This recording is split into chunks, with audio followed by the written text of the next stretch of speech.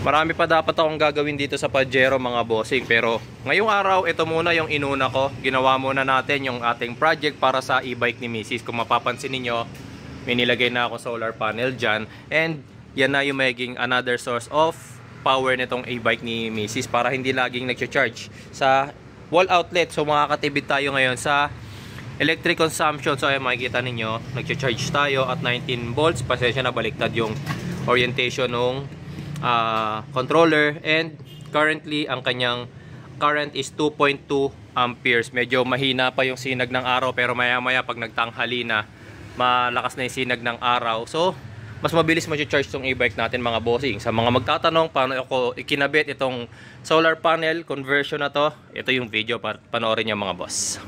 Pakita ko muna sa inyo yung mga gagamitin natin. So yung link ng mga product nasa comment section na lang. Unang-una syempre itong ating solar panel, yung kanyang bracket, extended wire na meron na rin kasamang connector. Lalagyan din natin ng circuit breaker yung ating setup mga boss. Ito rin yung magsisilbi nating switch para ma-off natin kapag hindi natin gagamitin yung solar charging. And syempre yung pinaka-importante, yung solar controller mga boss. Dito pinag-aralan ko muna kung paano magiging orientation nitong solar panel dito sa roof ng ating e-bike mga boss. Yung nabili ko nga palang solar panel is yung babasagin na klase. May mga nabibili niyan yung hindi na klase na babasagin, pero nasa inyo na kung anong klaseng solar panel ang bibili niyo mga boss. Ito yung unang problem na na-encounter ko. Kung mapapansin niyo, dito sa bandang unahan nakaangat yung bracket. Dito sa bandang likuran naman, masyado siyang dikit. Kailangan mga bossing pag nag-install tayo ng solar panel, meron niyang clearance sa roof. Kaya gagawa ako ng paraan dyan mga boss, at yun yung gusto kong ipakita sa inyo. Nung decided na ako kung paano ko ilalagay yung solar panel, minarkahan ko muna yung mga butas ng bracket. Mahirap kasi mga boss na sumablay ang sukat niyan. Dadami yung butas ng bubong. And yun yung magiging reason para magkaroon ng leak. At yun yung kailangan din nating iwasan. Pag nagtag-ulan kasi, kahit may e-bike cover ka, kung meron naman mga butas yung bubong mo, di mababasa rin kayo sa loob, diba? Sinimulan na ang butasan at medyo maingat ako sa pagkakataon na yan mga boss, kasi masyadong gilid din yung mga bracket. Iniiwasan ko dyan na masyadong masira yung pinakabubong kasi plastic lang yun. After mabutasan, ito't nilalagay ko na muna yung tornilyo. Susukatin muna natin kung tama yung pagkakalagay ko. Siya nga pala, dahil binutas ko yung bubong, kailangan nyo yan lagyan ng rubber. Hindi ko alam kung anong tawag sa rubber na yan mga bossing, pero nabibili yan sa hardware lang. Nung nagpagawa kasi kami ng bahay, bumili ako ng tech screw, yung tornilyo na nilalagay sa mismo mga bubong natin mga boss, at kasama ang goma na yan. Nang mailagay na yung mga bolt, nagpatulong ako kay Mrs. na mailagay yung aming solar panel. Kailangan din kasi naming maipasok yung mismo mga bracket dun sa mga bolt na inilagay ko. Ganito ngayon na magiging itsura niya mga boss. Yung bolt na ginamit ko dyan is mahaba. Nakatornilyo muna yan dun sa mismong bakal ng bubong. Tapos naglagay din ako ng another set of nut para naman may adjust ko yung height ng mismong solar panel natin para meron siyang clearance dun sa bubong. Hindi kasi pwedeng dikit na dikit siya masyado dun sa bubong natin. Dito makikita ninyo kung paano ko siya ina-adjust. Yung nut sa may bandang baba, yun yung pinaka-adjustment natin. Tapos yung pinakataas, yun yung pinakasagad. Wala nang adjustment sa taas mga boss. Ang kailangan lang talaga dyan, magkaroon ng maayos na clearance yung ating solar panel dun sa bubong. Sunod ko nang ginawa dito mga bossing is aayusin ko na yung connection ng sa solar panel para malaman ko rin kung gaano kahabang wire ang kakailanganin ko papunta naman doon sa ating circuit breaker mga boss. Tinalian ko muna siya ng cable tie para mas madaling i-orient yung wires. Tapos nung nasukat ko na kung gaano kahabang wire ang kailangan, pinutol ko na rin yan. Tapos kinonekta na rin natin siya dito sa ating breaker. Tandaan mga bossing, yung solar panel natin meron niyang polarity. Yung breaker pwede magkabaliktad, pero make sure na tama ang pagkakalagay ng sa solar panel natin. Tapos tama rin yung connection papunta naman dun sa ating controller.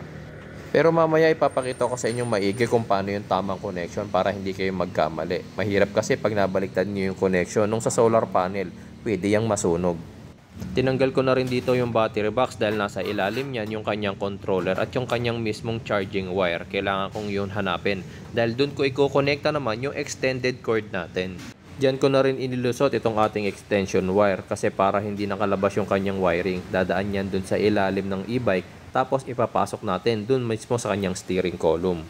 Tapos ang labas dito sa may pinaka dashboard na. O diba? Wala masyadong nakalabas na wire kaya hindi siya pangit tignan.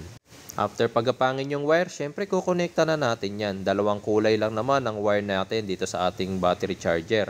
yung black at red. Nakikita nyo yung napakatabang wire na yan. Yan yung konektado sa mismong battery natin. Diyan na rin natin itatap yung black and red wire. Susundin nyo na lang yung mismong color coding. Red to red at black to black.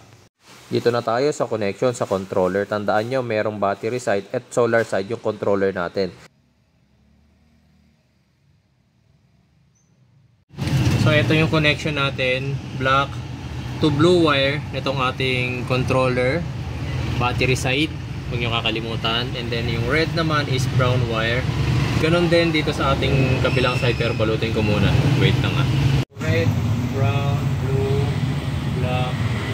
Tapos ito guys, so huwag kayong malilito kapag connection na dito sa ating solar panel ha. Okay, so mapapansin nyo yung red wire ng ating extension cord na binili kanina, hindi siya positive eh. Kung sundin nyo ito, oh, mapapansin nyo, nakalagay dito sa ating jack, siya yung negative oh. Negative, tapos yung isa, siya yung positive. Ayan oh. So yung, dahil lang mali lang yung color ng wire natin ha, wag lang kayo malilito. So ito, positive dapat to, kasi ito yung negative natin. So dito, ganun din natin ikakabit yan. Positive yung black. So sa positive natin ng ito, positive ng breaker natin siya ilalagay.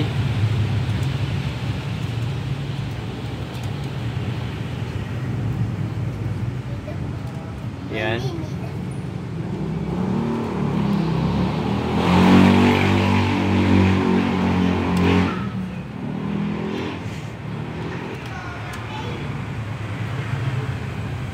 Tapos, ito, kahit red yan, negative yan ang ating solar panel. Lalagyan natin sa negative ng breaker. Wait lang.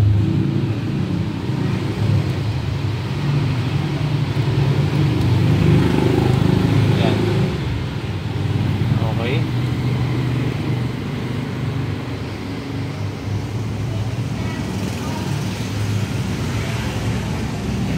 Just make sure mga bossing na masusunod natin yung tamang wiring niya na huwag kayong bumase sa kulay. Minsan kasi mali nga. Kagaya nito, mali nang na-deliver na kulay sa akin. So, positive ng solar panel going to brown ng itong controller natin. Tapos brown papunta sa positive line naman ng ating battery. Ito. Pakita ko sa inyo ulit ha. Ulitin ko lang. Positive ng ating solar panel. Kahit naging black yan, papunta yan dapat sa positive ng ating breaker. Then, yung katapat niya brown, papunta dito sa solar side ng ating controller. Then, dito sa labas, brown din, papunta sa positive ng battery natin.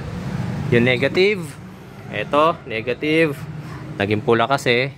Negative dapat yan ng breaker, papunta sa blue wire ng solar side. And then, papunta sa blue wire or black naman ang ating battery. So ngayon tignan natin kung mag-on. Ayan, nag-on na yung ating controller. Ito na mga bossing. So humanap muna tayo ng pwesto na medyo may araw para matesting na kaagad. Kapag kaunang setup nga pala natin itong controller, kung mapapansin ninyo, syempre meron niyang 48 volts, 60 volts and then 72 volts. Hindi pa yan nakasetup ng husto, so kailangan nyo gawin, pindutin nyo set for 5 seconds. 1, 2, 3, 4, 5. Yan, makikita nyo nasa 60 siya, di ba? 72, umpisa na 48 yan. Dapat piliin nyo kung ano yung tamang voltage ng battery ninyo. So, 60 volts to, set natin na 60. And then, hayaan lang natin yan. Wait lang. Ayan. Okay, so makikita ninyo, ito, nakabaliktad lang yung ating controller, pero, ayan, 60 volts. Battery nung voltahe ng battery ko yan mga bossing. Tapos yung 19.4 yung voltahe naman ng solar panel. And then itong 2.6 na yan mga bossing, yan naman yung kung ilan yung current na binabato ng ating solar panel, kung ilang current na charge yung ating battery ngayon. So since naka-green yan, nag-charge ngayon yung ating battery. Okay?